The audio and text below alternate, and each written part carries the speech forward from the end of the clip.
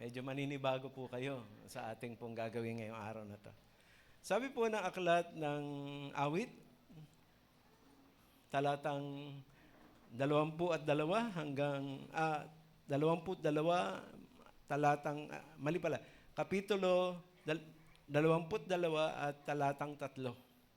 Okay, nadala ko po yung kagabi po.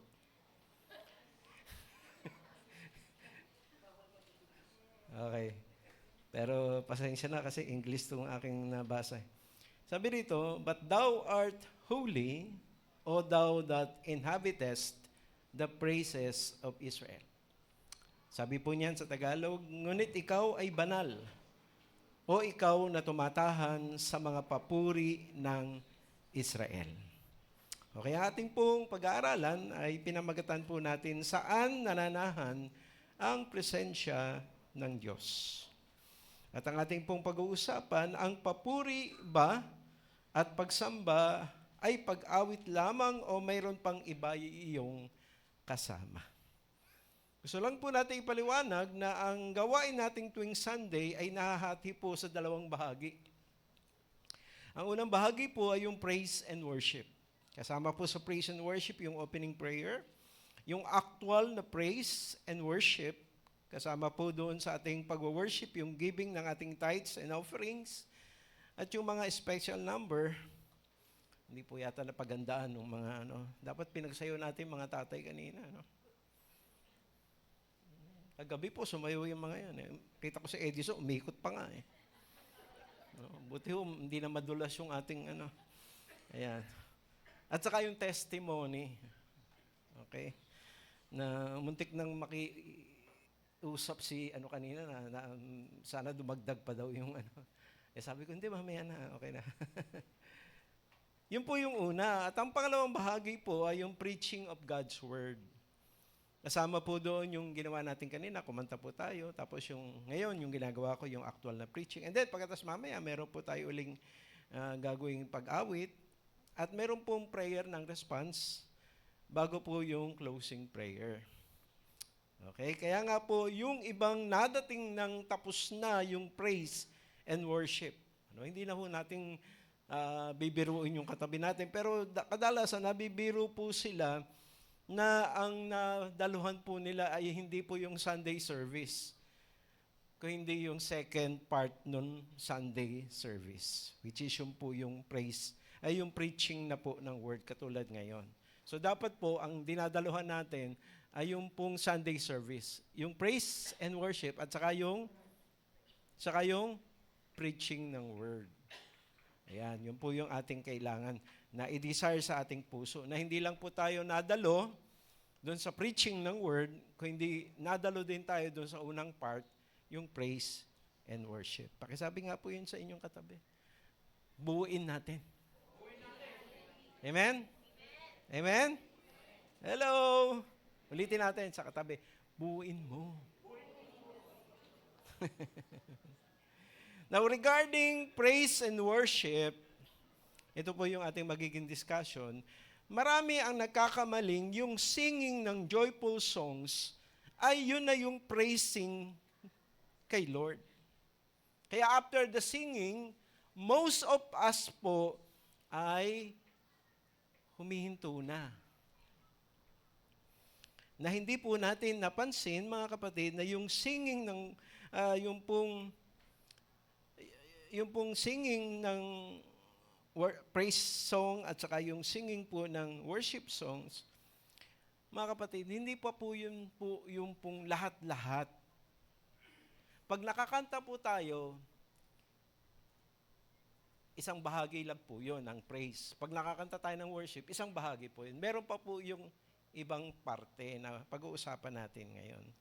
Actually, yung end ng last song ng praise ay hindi ang end ng praise, kundi simula po yun ang other part ng praise where we don't make melody. Ito po yung palagi kong sinasaway sa mga nagwa-worship lead. Kadalasan po, kapag ka po in-end na po yung praise, halimbawa katulad kanina, I will rejoice for He has made me glad. Di ba? Usually, yung ginagawa na, hallelujah, praise the Lord. Hindi, dapat, po, I will rejoice po, He has made me glad. Yes, Lord, salamat po, ako'y pinasaya mo, dahil ako'y niligtas mo, dahil ako'y tunay na tinulungan mo, pinatawad mo, pinagaling mo. Yun po yung second part ng praise. Andiyan pa ba tayo? So, hindi tayo hihinto. Huwag natin isipin na, ay, nakapag-praise na ako. No, kalahati pa lang ho yun. Meron pa ho yung kasunod. At ang actual na pagpe-praise ay hindi lang yung singing, kundi yung, mamaya i-explain ko po sa inyo. At gusto rin nating sabihin, yung end, yung last song ng worship, ay hindi rin end ng worshiping natin sa Lord, kundi yun po yung simula ng other part ng worship, na kung saan we adore and acknowledge who God is in each one's lives. Ano ho ba yung last song, last praise po nung ating song na kanina, yung praise and worship? Ano ho ba yung other half? Ano ho ba yung last praise nung sa worship? Di ba? Chelsea, ano yun?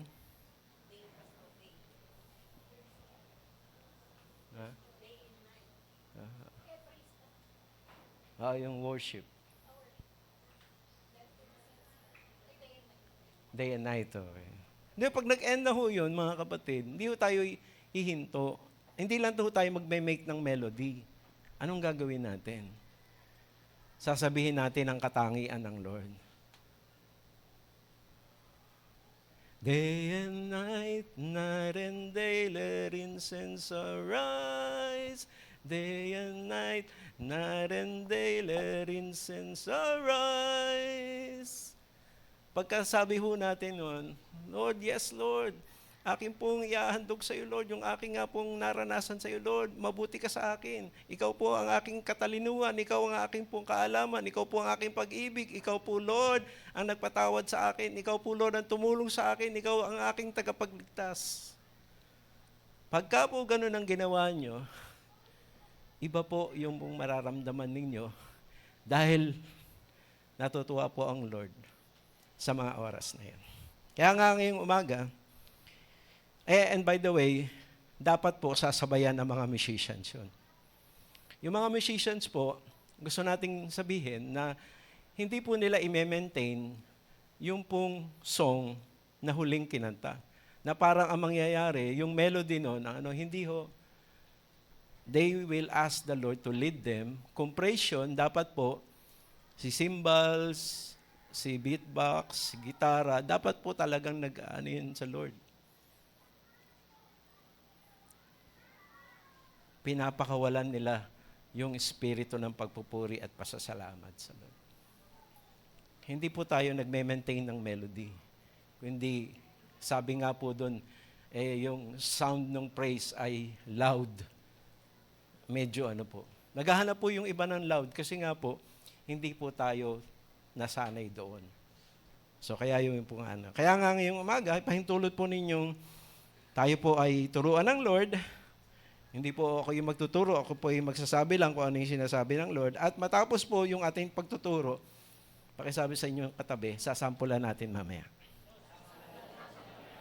Okay lang ba? Yan, masarap po yun. Sampulan natin mamaya. Okay? So, punta po tayo doon sa understanding praise.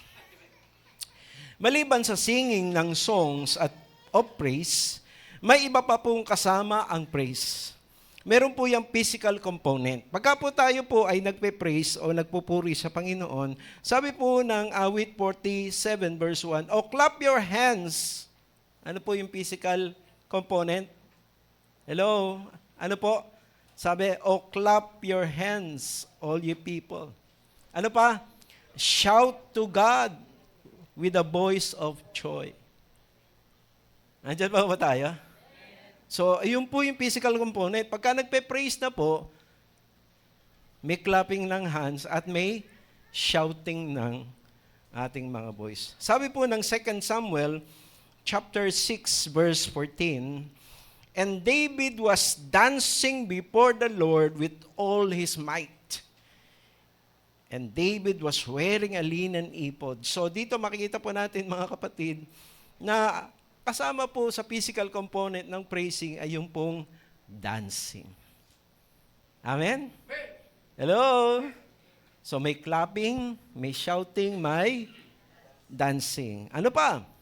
Sabi po ng Acts chapter 3 verse 8, with a leap, he stood upright and began to walk, and he entered the temple with them, walking and leaping and praising God. So hindi lang po tayo mga robot na parang tuod. Ano po? Okay lang pong gumalaw-galaw tayo. Pero hindi lang basta galaw. Merong leaping, merong walking. Merong praising ng Lord. Amen? Hello? Amen? Yan po yung gagawin natin mamaya. Okay lang ba? May papalakpak? May sasayaw? May tatalon? Hello? Ayan.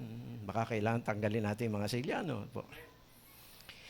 Pero yung pong praising, meron po yung kasama na hindi lang physical, kundi may spiritual component po yan. Sabi ng Awit 100 verse 2, serve the Lord with gladness, come before Him with joyful singing.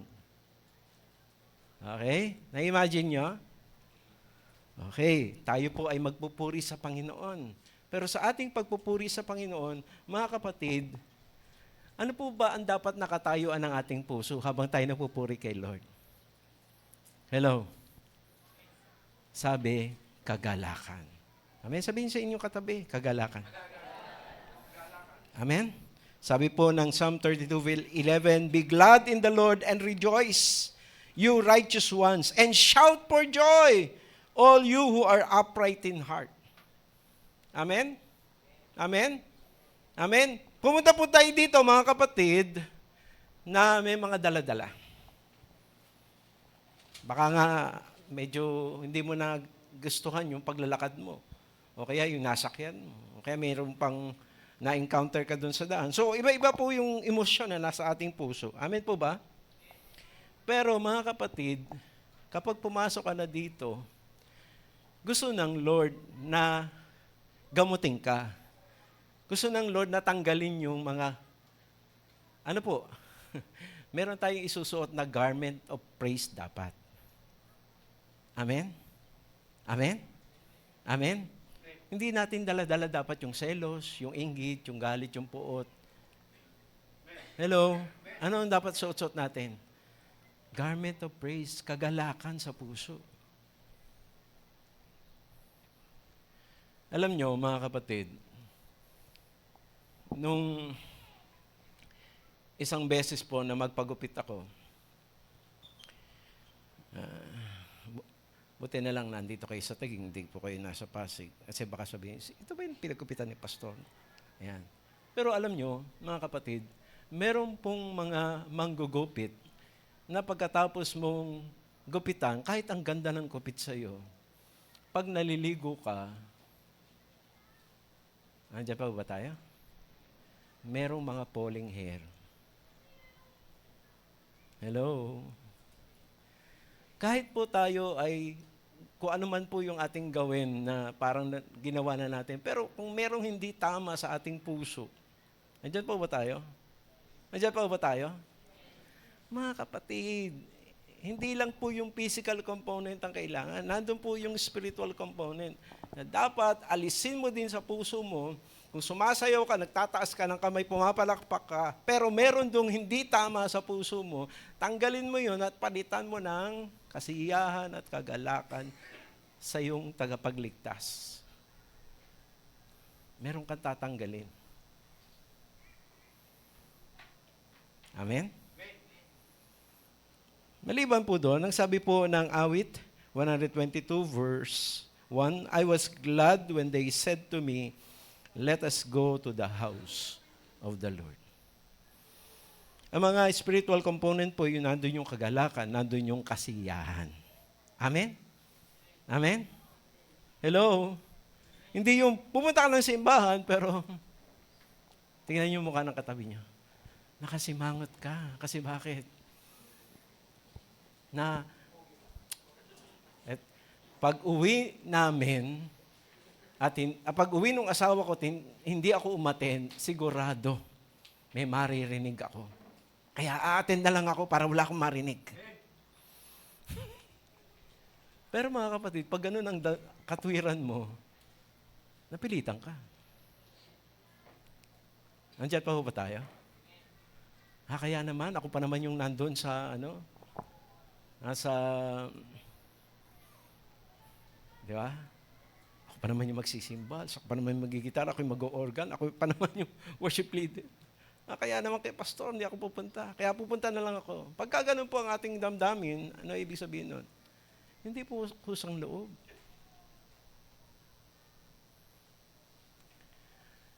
Mga kapatid, pagka tayo po ay magpupuri sa Panginoon, hindi lang po natin gagawin yung mga pisikal na gawain ng pagpupuri, kundi sisiyasatin natin ang ating puso at sisiguruhin natin na tayo'y masaya doon sa ating ginagawa.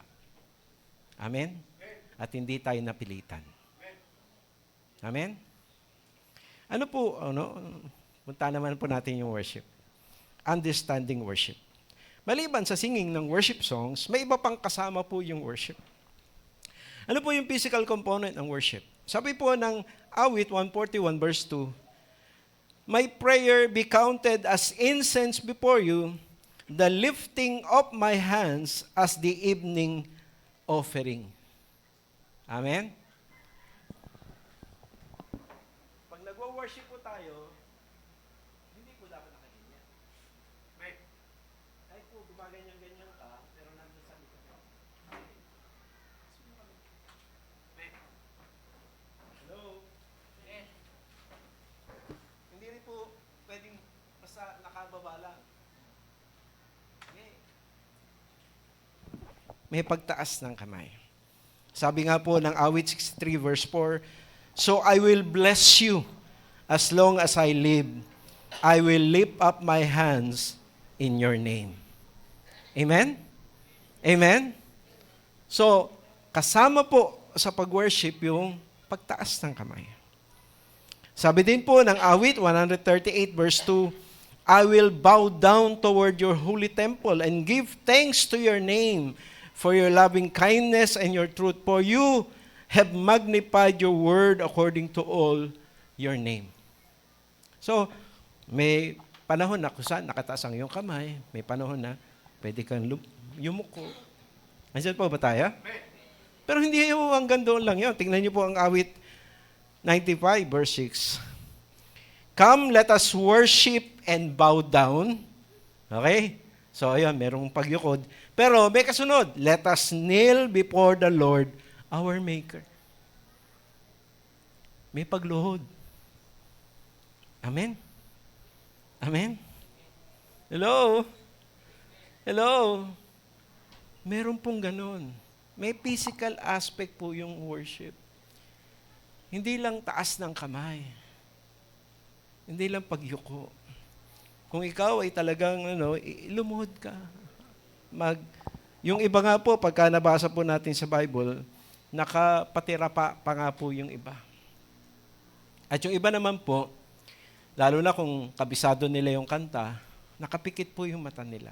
At talagang pinopokus nila yung kanilang puso sa ating Panginoon. Amen? Amen?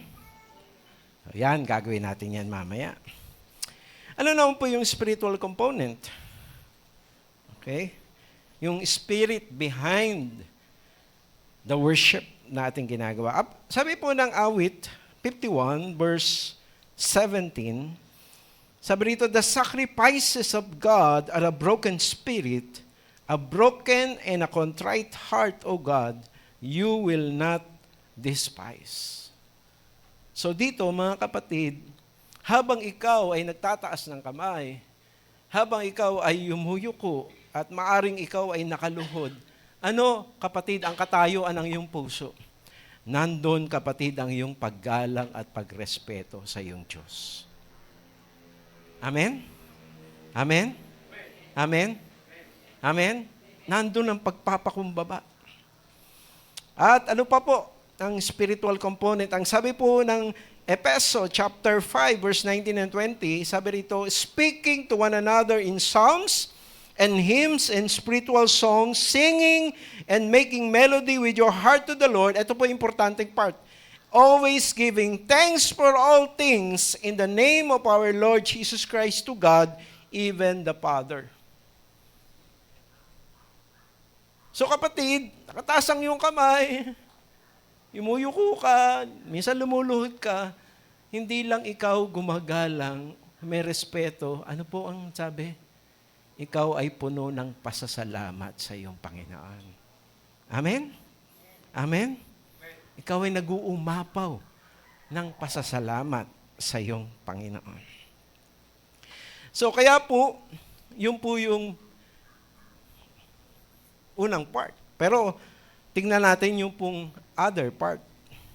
Yung important part ng praise and worship. After singing praise songs, we stop singing. Yun po ang kadalasan nating ginagawa.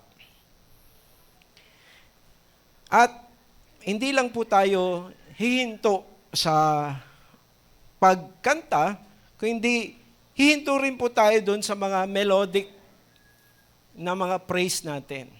Yan po yung kadalasan ginagawa ng pong mga worship leader. Na pagkatapos po ng sila nga po mga kapatid ay humihinto nga sa pagkanta, pero kumakanta rin po sila, kaya lang yung kanilang praise ay medyo may melody. Hindi po ganun dapat. Ang dapat po, we lift our voice and shout our praise, proclaiming the good things God has done to us and through us. Pag binasa niyo po yung awit 103, ano po ang nakalagay doon? Siguro tignan natin. Awit 103.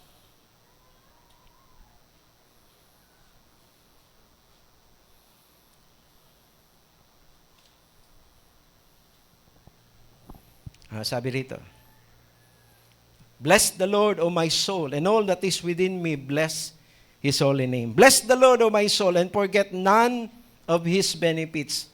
Ito na, who pardons all your iniquities.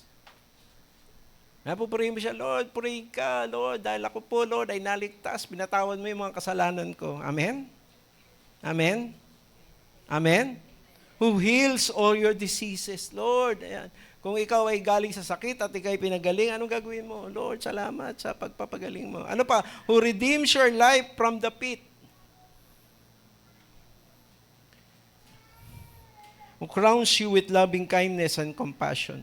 Who satisfies your years with good things, so that your youth is renewed like the eagle. Amen? Amen? So, pagkatapos mong kumanta, at ikaw, kapatid, ay pupunta na doon sa pagpupuri sa Lord, anong gagawin mo? Pupurihin mo siya sa lahat ng mga mabubuting bagay na ginagawa mo niya sa buhay mo at sa pamamagitan mo. Amen? Purihin ka, Lord, sa aking trabaho. Purihin ka, Lord, ako yung iningatan, liligtas sa aksidente. Lord, purihin ka. Ganun po dapat. Sa araw-araw ng ating buhay, Lunes hanggang Sabado, may ginagawa ang Lord. Pagdating ng Linggo, isa-isay mo yung lahat sa Lord. Amen? Amen? Amen? Ako po, mga kapatid, nung isang beses, pag upo ko, sumala ako doon sa aking upuan. At ako po ay nakaganyan na. Sabi ko, buti na lang, Lord, hindi na nasira yung aking gulugod. Sabi ko sa Lord, buti na lang, Lord, sinalo mo ko. Amen? Ang Lord may pong ginagawa sa inyo. Huwag po nating tignan yung mga hindi. Meron po siyang ginagawa. At maganda, tuwing ikaw ay magpupuri sa Lord sa bawat linggo, anong gagawin mo? Sasaysay mo yun, Lord. Yung Lunes, ito yung ginawa mo sa akin. Nung Martes, ito yung ginawa. Nung Merkules, ito yung ginawa mo sa akin. Nung Huwebes, ito yung ginawa mo. Nung Biyernes, ito yung ginawa mo. Nung Sabado, ito yung ginawa mo. At pagka po habang ginagawa niyo, mapapansin mo, mga kapatid, ano nangyayari? Ano nangyayari? Sabi ng Lord, the joy of the Lord is your strength. So habang ginagawa mo yun, napapasaya mo ang Lord. Amen? At habang sumasaya ang Lord, ikaw naman, lumalakas yung espiritu mo. Hindi nga pansin mga kapatid, kaya minsan uwi tayo, hungkag pa rin tayo. Bakit? Kasi nga po hindi natin po siyang nagawang pasayahin, kaya uwi tayong malungkot, mahina. Bakit? The joy of the Lord is our strength. Kasi habang nagpupuri sa Panginoon, ang naalala mo, Lord, kulang ako ng ganyan. Huwag yun ang alalahanin mo yung mabubuting bagay na ginawa ng Lord sa iyo.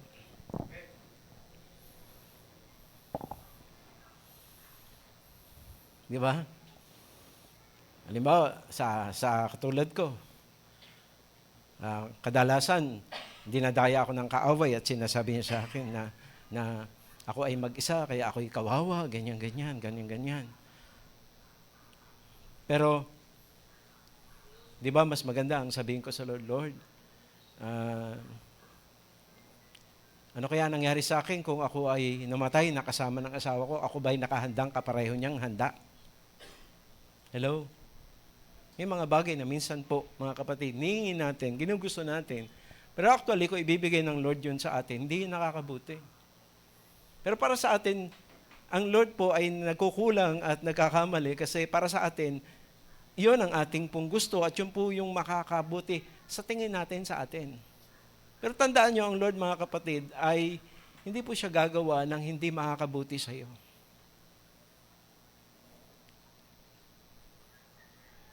Kalkulado niya lahat ng pinapahintulutan niya sa buhay mo. At malinaw po ang Biblia, mga kapatid. All things work together for good for those who love God and called according to His purpose. Sabi nga po nung kanta ni Job, the Lord gives, the Lord takes away, blessed be the name of the Lord. So sa lahat po ng mga bagay na yun, mga kapatid, instead na mag-focus tayo doon sa purihin natin ang Lord na, Lord, alam mo, mabuti ka pa rin. Hindi ako namatay nung oras na yon. Kasi baka hindi pa tapos yung gusto mong gawin sa akin. O baka hindi ako ready, Lord. Kaya salamat po, Lord. Andiyan pa ba tayo? Dapat po nating makita yon, mga kapatid. At yun po ang dapat nating isa-isay. Uuwi tayo, mga kapatid, na puno ang ating puso ng pasasalamat at gratefulness na pag-uwi natin. Amen? Meron tayong bagong pag-asa.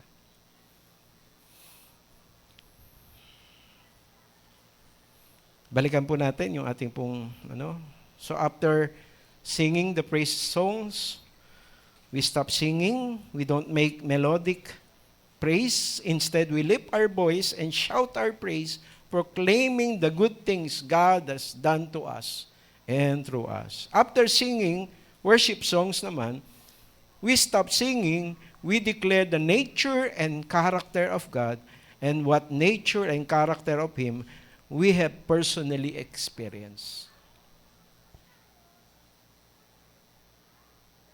Di ba?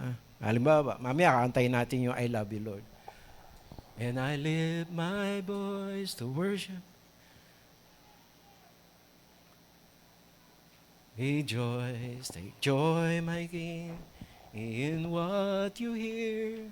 Let it be a sweet, sweet sound in your ear. Tapos habang ganun na, Lord, hayaan mong sabihin ko sa iyo, pakinggan mo, Lord, O God, ikaw po ang aking pag-ibig. Ikaw po ang aking kagalakan. Ikaw ang aking katalinuhan. Ikaw ang provider ng aking mga pangangailangan. Ikaw ang tagapag-ingat ko. Ikaw ang nagbabantay sa akin. Ikaw ang aking palaging kasama. Ikaw, Lord, ang siyang tumutulong, gumagabay, nag-iingat, nagpoprotekta sa akin. Habang sinasabi mo yung kapatid, ano mangyayari? Nare-remind ka tungkol sa kung sino ang Diyos.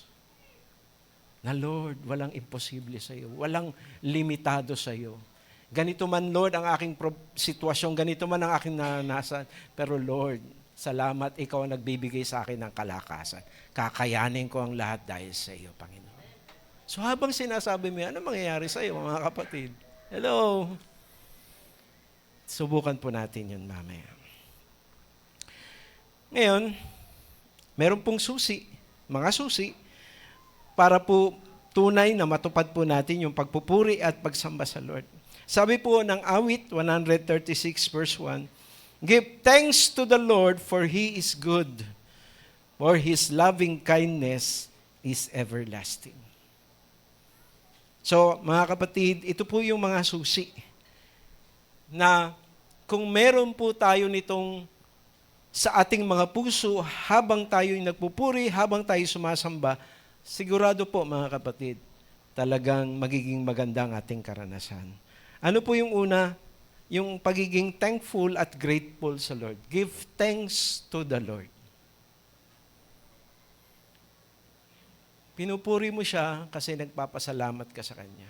Sinasamba mo siya kasi nagpapasalamat ka sa Kanya. Pangalawa, sabi po mga kapatid, ay hindi lang tayo nagtataglay ng pasasalamat at gratefulness sa Lord, kundi sabi dito po sa ating verse na binasa, "Give thanks to the Lord, for He is good, for He is good. His loving kindness is everlasting." Wow. Sabi po ng awit 136, basahin po natin. Maganda po yung inyong mapapansin dito.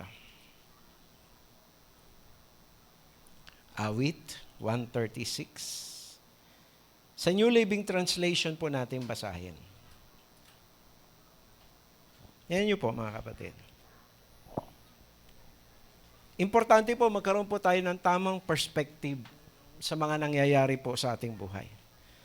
Sabi rito, "Give thanks to the Lord, for He is good. His faithful love endures forever." Give thanks to the Lord, to the God of gods. His faithful love endures forever. Give thanks to the Lord of lords.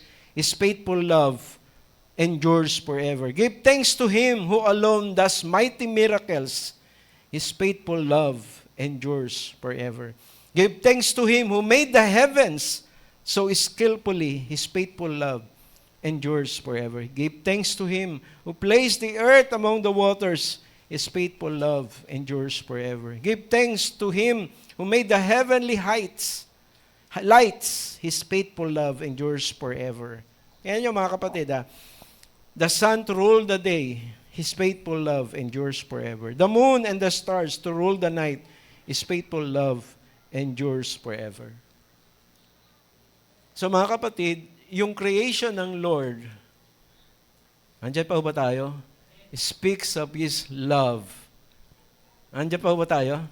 And His faithfulness forever. Yung creation niya. Tingnan niyo pa. Tuloy tayo. Give thanks to Him who killed the firstborn of Egypt. His faithful love endures forever. He brought Israel out of Egypt. His faithful love endures forever.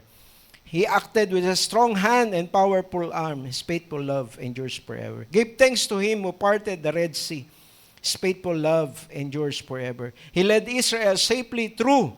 His faithful love endures forever. He hurled Pharaoh and his army into the Red Sea. His faithful love endures forever.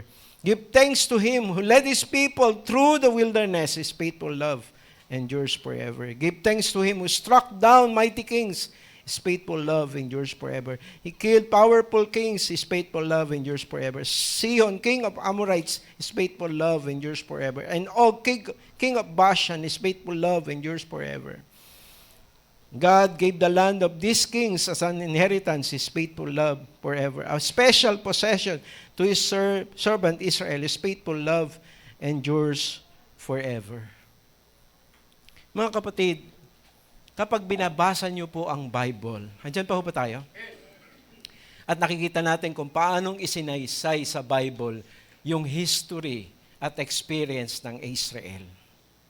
Habang binabasa niyo yun, isang bagay po ang dapat na huwag mawawala sa inyong puso't isipan. Yung Lord na nakitungo sa kanila Yon ay dahil sa pag-ibig ng Lord at katapatan ng Lord sa kanila. Amen? At meron kang pwedeng paghugutan doon. Ganon din ang Lord magiging tapat. At ganon din siya kikilos sa'yo dahil mahal ka din niya. Amen? Hello? So kaya minsan kapag merong hindi nangyayaring maganda, kapatid, mahal ka ni Lord at meron siyang isinasakatuparan. Amen? Hello? Sabi pa rito, ito na, verse 23. He remembered us in our weakness. His faithful love endures forever. He saves us from our enemies. His faithful love endures forever. He gives food to every living thing. His faithful love endures forever. He gives thanks to the God of heaven. His faithful love endures forever. Amen? Mga kapatid, sa iyong kahinaan, nandiyan pa ba tayo?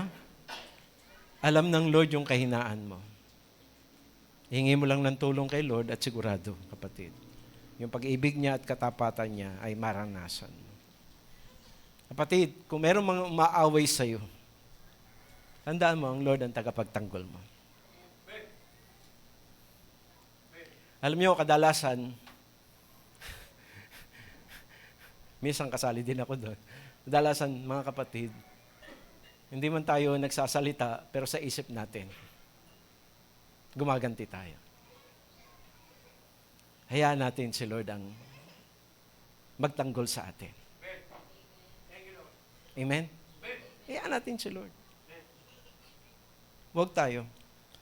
Nung ipagiganti na nga po ni David ang kanyang sarili dahil po sa ginawa sa kanya ni Nabal,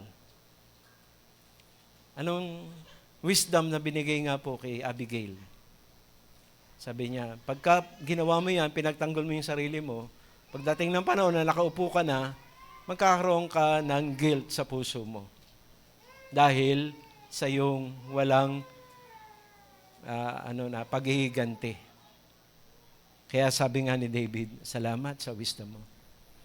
At ano nangyari, mga kapatid? Nung pinagkatiwala na ni David ang kanyang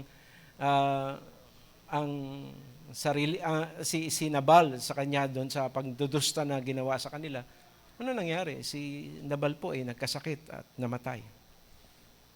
Hindi dahil pinag-pray po ni David, kundi si Lord po ang gumawa noon. Yun ang consequence sa kanyang ginawa. So mga kapatid, pag meron pong mga tao na may ginagawa sa atin na hindi tama, meron pong consequence yun. Huwag mong hayaang ikaw ang maglapat noon. Hayaan mo ang Lord. Amen? Hello? Kaya nga po, dapat po, sa ating pong pagsamba at pagpupuri, lalo na sa ating pagsamba, kapatid, sumamba ka na nag-uumapaw ang pasasalamat sa puso mo. Amen? Amen? Dahil mabuti ang Lord. Dahil mahal ka ng Lord. Yan ang dapat mong tandaan. At panghuli, mga kapatid, okay? Ano po yung susi? Us having a thankful and grateful heart. Ano po yung susi? Us having a right perspective of His goodness and love. And thirdly, and us knowing that God's presence inhabits not the singing alone, but the praises of His people. Sabi po, Awit 22 verse 3, but thou art holy, O thou that inhabited the praises. Okay? Ngayon, alam na natin na ang praises ay hindi lang yung singing. Amen? Meron pang ibang part yun. Na yung pong worship ay meron pa pong ibang part. Hindi lang singing. Amen? Pakisabi sa inyong katabi, nakahanda ka na ba? Sasampulan natin. Amen? Okay, bago po natin sampulan, paalala lang po, ito po ang gagawin natin. Nandiyan pa ba tayo? Bago po tayo uli umawit ng papuri at pagsamba sa ating Panginoon, nire-request ko po na alalahanin po natin yung mga mabubuti, mga bagay na ginawa ng Lord sa atin. Amen? Andyan pa ba tayo? Okay. Tandaan nyo, hindi po ito yung oras na makikipagkwentuhan tayo. Amen? Kundi tayo mismo, isipin natin kung ano yung ginawa ni Lord sa atin. Amen? So, isipin po natin yon. At iisipin din natin, ano na ba yung pong katangian ni Lord na nalaman at naranasan natin.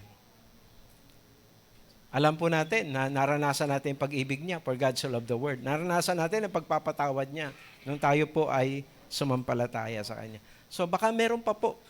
Pinagaling ka ba? Pinrovide ka ba ni Lord? Sabihin mo yun, mga kapatid.